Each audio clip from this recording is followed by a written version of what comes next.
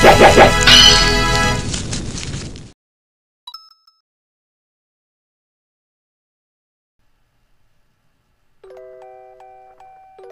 long, long time ago.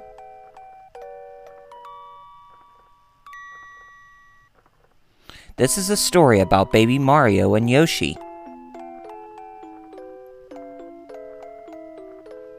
A stork hurries across the dusky pre-dawn sky. In his bill, he supports a pair of twins.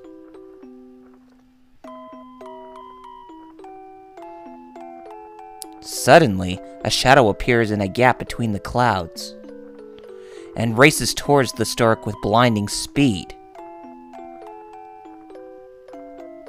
Screech! The babies are mine!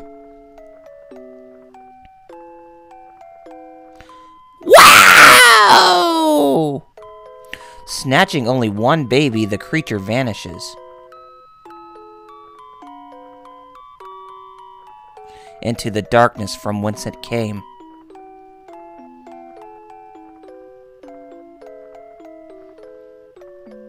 The second baby falls undetected towards the open sea. Oh no! Meanwhile, here is Yoshi's Island, home of all Yoshis. It's a lovely day, and Yoshi is taking a walk. Huh? Suddenly, a baby drops in onto his back. The baby seems to be fine. This is very fortunate. What? Something else fell with the baby. Let's take a peek.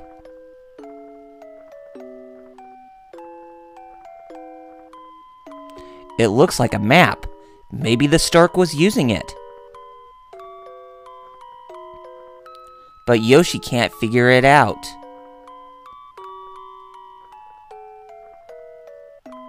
Yoshi decides to talk to his friends.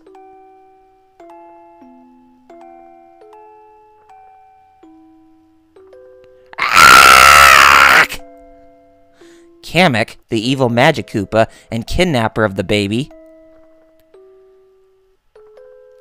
quickly dispatches his toadies when he discovers that he missed the other baby.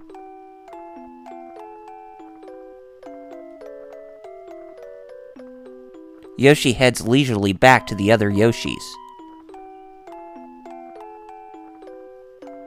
unaware of the danger at hand.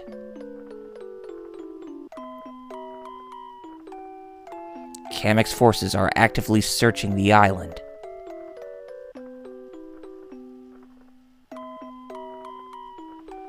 Will these two children ever reach their parents safely?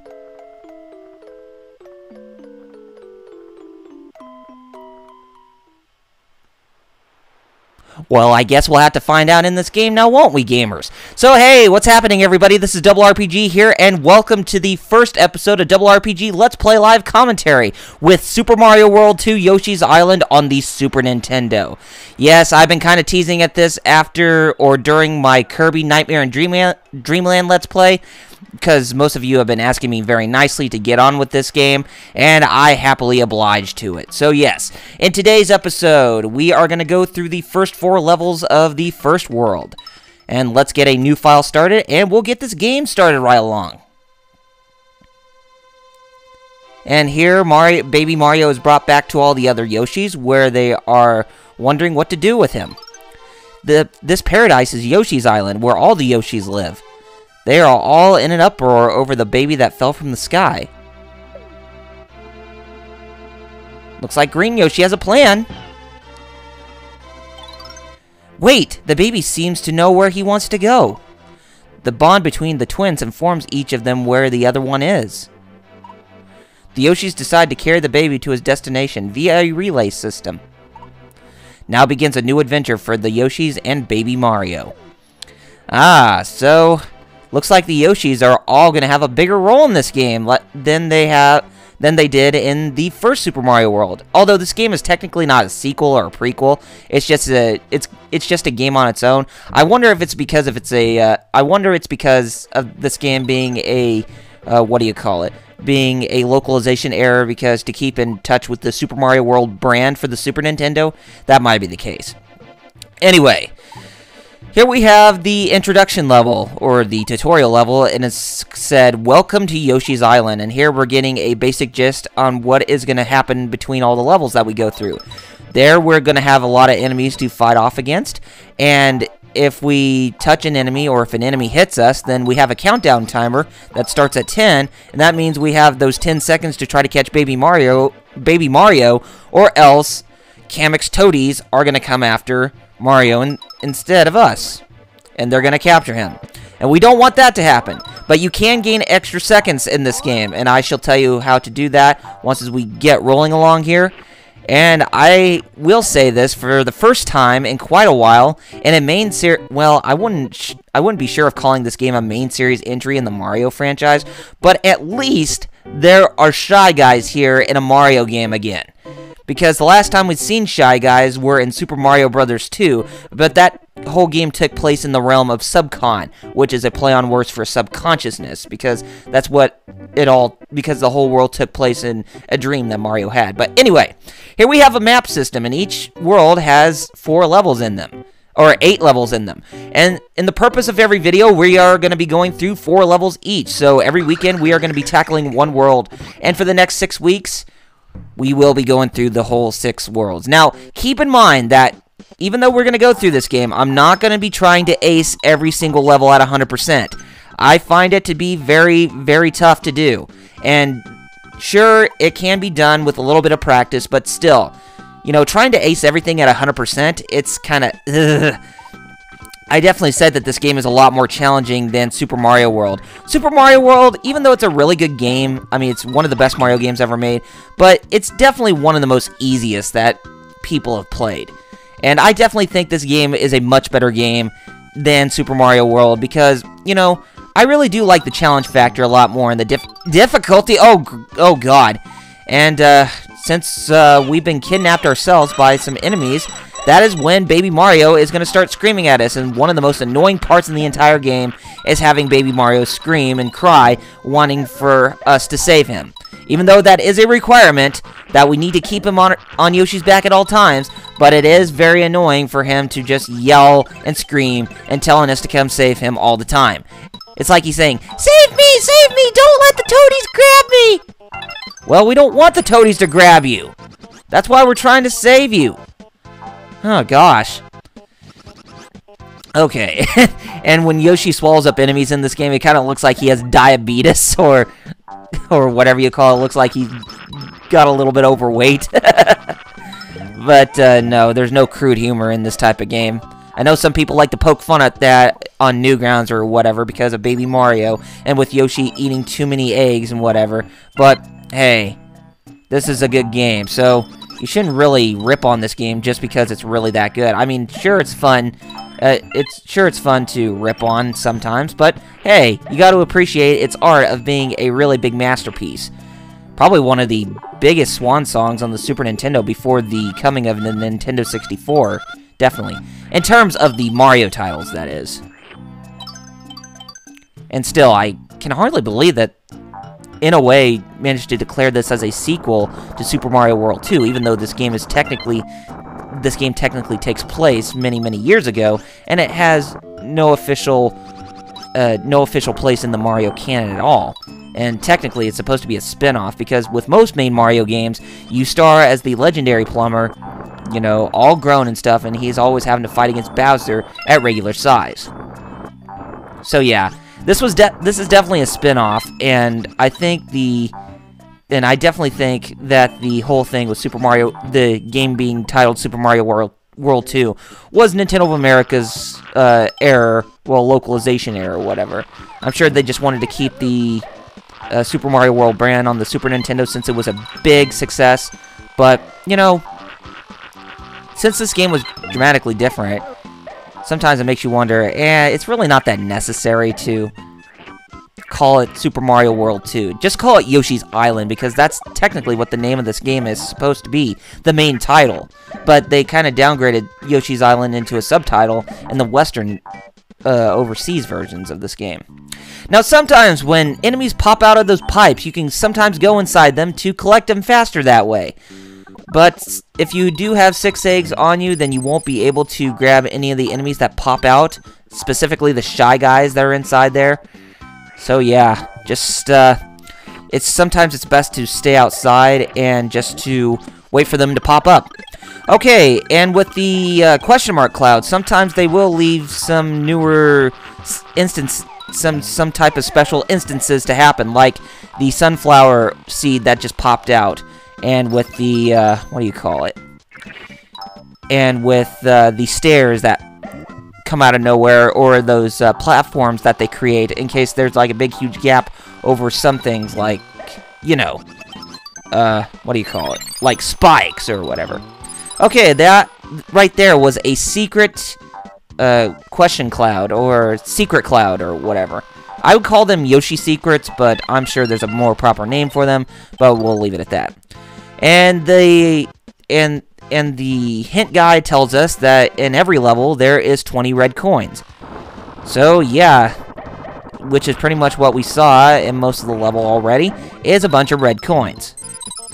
And if you have 30 stars, or 30 seconds add to you, then that means that the starmen that were supposed to come out of the clouds will actually replace themselves with coins. Alright, we have obtained all 5 of the sunflowers, which gave us an extra life. And we've obtained all 30 stars, all 20 coins in the process. And we have a perfect score of 100 for the first stage. Now, when you gain perfect scores, and when you gain high scores throughout levels, you will actually get this instance of collecting some 1-ups based on the overall score of the overall world that you are in. So if you get like 100, you get 1 extra life, but if you get to 300, then you'll get 3 extra lives, and if you get to 500, you get 5 extra lives, or so on. I think that's how it goes, because I know they clearly specify that in the Game Boy Advance remake, which is Super Mario Advance 3. They clearly give you a clear indication what those awards are. So anyway, and if you gain 100 points in every level, then that will give you access to a bonus level and, you know, a special mini game. And the bonus levels, from what I know, they are the epitome of hardcore. Definitely, this game is no cakewalk. Well, specifically with the challenge levels that they present. But yeah, I think this was a good thing that Nintendo has put in for this game, is to make sure that not only do they appeal to the casual crowd, but they want to appeal to some people who really like a challenge. And I do like a challenge, but unfortunately for this game, I'm not going to be doing any... I'm not going to be acing every level on the goes. But I will definitely be showing the harder levels, or the bonus levels, at some other time, because I want to try to ace the other levels, and that way I can try to complete them all on my own. So you can think of them as bonus episodes coming in the future, but they won't happen right away, to be quite honest. But yeah, I just wanted to verify with that, as we're not going to go for the bonus levels. I mean, I remember seeing the bonus levels, you know, YouTube videos that are on here that show off people doing the bonus levels, and they do look pretty hard, but, you know, for my caliber, I am going to have to wait on that at some point, so that way I can have enough time to play with them, and I can present to you all in full glory. And I really didn't even know that those bonus levels even existed up until now. I just usually thought you just only had to go through the 8 levels within every world, and then just complete the game as that. I used to think of this game as extremely linear, even though it is, but I didn't know there were bonus there was a bunch of variety within the game itself, like the bonus levels, for instance. That was something that I wasn't even aware of, and it just made me want to play this game more. And, you know, it's been quite a long time since I have played this game, to be quite honest, and I can't remember when's the last time I actually played this. I think I played this game, you know, I completed it fully back around when it released, and I never had the mind or the audacity to come back and play this ever again. But now seems like a good time to do that since I am presenting this to you all in full glory. And to be honest, it just feels extremely good. It feels really good to come back and play this game after all these years, so that way I can play this, and then hopefully I can go pick up Yoshi's Island DS, which I heard is a lot more difficult than this game, so that is something that I'm very happy about. But yeah, I've kind of opened my mind to go back to Yoshi's Island again. And besides, as I said, I do like this game a lot better on the Super Nintendo than Super Mario World. Basically because of the challenge factor. And, you know, I think it's something that most hardcore gamers are going to get a pleasure out of with trying to ace everything that this game offers. Okay, now the power-up as to what I have on Yoshi right now, these are one of the few transformation power-ups that you will find throughout this entire game. You can transform into a helicopter, a car, a sub, or a mole tank. And I think that's it. There might be some others, but that's all I know of for right now. Now, with the helicopter, you can move around the stage and fly around and look for various secrets. While with the mole tank, you can dig in these holes or whatever, where you can gain some of the items, coins, and such that appear within the level. With the car, you can move faster along the level, and you can elevate its base up or down to avoid enemies, or to reach platforms that are hard to reach on foot since you can't jump. And the submarine, you can go into water where you can shoot torpedoes at enemies, and you can just collect items and coins that way. So, yeah. That's another one of the things I like about this game, is the variety in the gameplay. Not only do you go through the levels in linear fashion, but there are various power-ups that you can obtain in order to make the gameplay experience a lot more exciting. Let's put it that way. Okay, now the reason why I am going back, because there is actually a set of red coins that I missed out on. But, as I said, I'm going to be going... There are some levels where I'll try to ace them at 100%, but I'm not going to be doing that for every single level, so... But yeah, I just wanted to show you where those red coins are, because there are some instances where in levels that there are places where you may not even know about, and you want to take the initiative to get to those parts, so that way, you know, you don't have to waste any time trying to figure out what is all there and what is causing you a lot of trouble with trying to obtain those certain areas and such. Okay, now we're done with that power-up, and we can go ahead and we can move forward. And before we go down... There's a couple more red coins that are right here. And there was those 3s up in that pathway, which we took with the helicopter. So, yeah, I think we finally got all the red coins that are in this level. Now, be sure to grab that Shy Guy to get yourself an extra life. And hit that... Actually, no, those were 3 extra red coins. Yeah, when those Shy Guys fly around with some question mark clouds or with 1-ups, be sure you grab those so that way they can add up more to your extra lives count, and that way you don't get a game over anytime soon. And I really don't think you'll be getting a game over depending on how skilled you are with this game, as it's pretty easy for the most part. But like I said, with the challenge levels, you know, the bonus levels, they can prove to be a lot more fruitful or, you know, very challenging than the average level. Alright, we got ourselves another 100 points for level 1-2. Can we do the same for level 1-3? Who knows, maybe. Well, we'll just have to find out. Level 1-3, the Cave of Chomp Rock. Okay, now, there's something that I was not even aware of. There's actually a secret question mark, or a secret question mark cloud, or Yoshi cloud, or whatever, that is hiding right there. As I said, they do pop up, and the fact of the matter is, I only had 2 eggs, and I tried to hit the question mark cloud, but it ricocheted back and hit the other piranha plant. So, that's something I'm never going to be able to figure out. Those were probably 5 starmen, you know, that adds up to the total counter to make sure that Baby Mario sticks onto you at all times. But we may never know. I mean, I'm sure most people do know, but for me, I'm not sure. I'll have to come back to it later if I want to ace all the levels and get the bonus games, or the bonus levels. Okay. Those big, huge, round things that look like a chain chomp, they're known as Chomp Rocks. and they prove themselves to be very useful, specifically with trying to mow down a huge group of enemies that get in your way, or for you to act as a barricade against stronger enemies that come after you. Even though that's technically the same thing. But yeah, they are pretty useful for when you move them within the level, so that way you can protect yourself and just destroy everything that's within your path. Okay, so there's another one. And of course, there are a couple more instances or a couple more levels within later in the, or that are within the game much later, where they actually mention the Chomp Rock again. It's like, okay, why do we need to learn about this?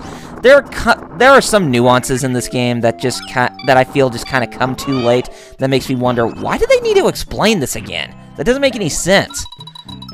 Oh well, I guess they don't. I guess they just want to remind us, and I give Nintendo props for that. But hey, you know, for the most part, I really don't think I need to be that informative about a certain something numerous times when one was already enough. But still, you get what I'm saying. Okay, let's destroy these balloons that are holding the box. And what do we get in here? What's the prize? Ah, some more starmen. Let's grab these guys and grab the others that are heading this way. Alright, we got 24 safety points. I guess we can call those starmen safety, or safety insurance, or just safety points or whatever.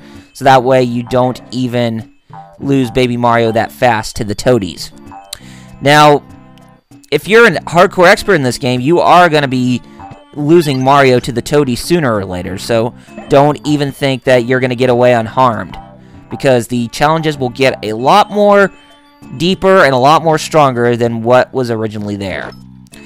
Okay, now if we take the key inside this hut, we get access to a mini-game. One of the mini-games is throwing balloons. To throw the balloon, a key in the necessary button sequence, so that way you can toss it back to the bandit. If you input the incorrect sequence, then you have to try it again. But if the bar at the middle goes all the way to the end, then the balloon is going to pop. So you're going to want to do your best to pay attention as to which buttons you are pressing, and to make sure that you don't have any problems with trying to keep that balloon on you at all times. And this is probably one of the best minigames, so it's like a game of hot potato, in a sense. And sometimes it makes you wonder, how does that bandit even know the button combinations that fast? I mean, sure, maybe for the later levels, but for early on in this game, it makes you wonder, come on, jeez. Okay, one more throw, and then pop, pop for you. Go pop, pop. There we go. All right, we win, and we get ourselves an extra life for that. Very good. So that was our first mini game that we have fully completed. So yes, that is one. Well, I don't know if that's one of the mini games you get access to if you complete them at 100%, or it's with the one that involve both Baby Mario and Yoshi. But I can't remember, and it doesn't really matter. Anyway, since we're done with that, let's go ahead and continue to move forward. Okay. And we can go ahead and we can avoid that box again, if we want to. If you want to get the Starman again, you can feel free to do so. Although I do recommend it if you want to get 100%, especially with all these Starman, you know, the safety stars or whatever. It is very dark in here. That's because we're in a cave. And there is nothing in here since we already have 6 eggs, so let's mosey on out of here. Okay, so let's go ahead and move forward from where we are. We'll just go ahead and we'll take the Chomp Rock with us, because we will... I really don't think there was any need for it, to be quite honest. But anyway. Okay, there's actually a secret from within the breakable terrain. That was right there, and I think that was just an extra life. And we actually did manage to get the sunflower that was right there, so everything is safe and sound at that spot. At least I think. I hope there wasn't another secret. Oh, there's a secret right there. But we better back up and grab it that way. Ooh, The first introduction to the exclamation switches. It's like the Switch Palaces, but they give you access to secret areas. And sometimes those secret areas are mostly consisted of collecting coins and stuff. Not red coins, but just specifically coins if you want to get extra lives. And there's no way to tell if you are gaining 100 coins at this point. There probably is, unless if you hit the start menu to take a look at your statistics and all that. But for the most part, they really just don't show anything on screen. It's like, we're not going to show you any stats. You want to be good at this game, then you're going to be good at this game whether you like it or not. And to be honest, I kind of like that. It's kind of like how I don't like the statistics of the game that's being shown in the final battle between Mario and Bowser in Super Mario World. Except for the item block, or the item box, in case if you shrink in size or whatever. But yeah. I like being secretive about some things. Now, what I'm trying to do is I'm trying to get up here so that way I can obtain the red coins that are up here, as well as that last sunflower. Alright, very good. Now, with that done, we can go ahead and move on out of here and get out of this level, finally. Now, we'll bring us back outside. There are some shy guys right here. Might as well grab some while we're at it. Right before we finish off this level. And I think we need one more. Yes, we do. Okay. Oh, piranha plants. I definitely like the piranha plants in this game a lot more than Super Mario World. Oh, grab it, grab it. Just, yeah, there you go. And you pretty much made me lose my chance in trying to ace this level entirely. Thanks, Shy Guy. Or Flying Shy Guy or whatever. Those ones that appeared in Super Mario 64, even though this game takes place before Super Mario 64 in terms of the games that were being created, I think it takes place about a year later or whatever. I think this game was made in 1994 and 1995. Well, for the US and Europe, but I'm not sure for Japan. I think it was 1994. Okay, here we are with our first fortress stage. And as I said, for every video, there's going to be 4 levels, and every 4th level is a fortress or a castle. Okay, the name of this level is called Bert the Bashful's Fort. And you shall see who Bert the Bashful is. So, if the big one's name is Bert, then what are the small one's name? Ernie's?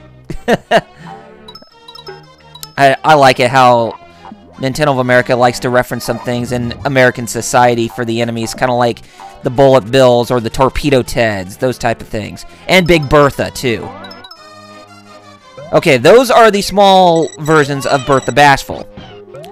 And they are not very nice, specifically with those jumping arc patterns.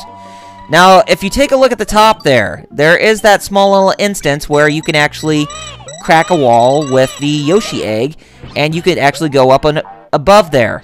I didn't even realize that while I was playing it, so that's something I'm just going to have to keep track of later if I want to ace all the levels entirely.